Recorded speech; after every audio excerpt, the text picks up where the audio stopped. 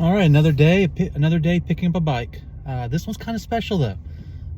It is a 1988 Schwinn. It's one of the first mountain bikes that were mass produced. So this is really cool.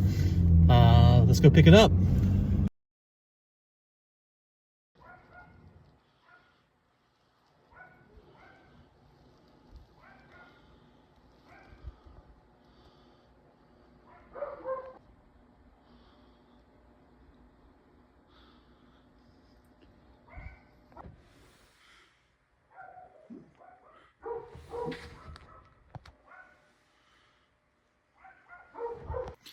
So we got it home.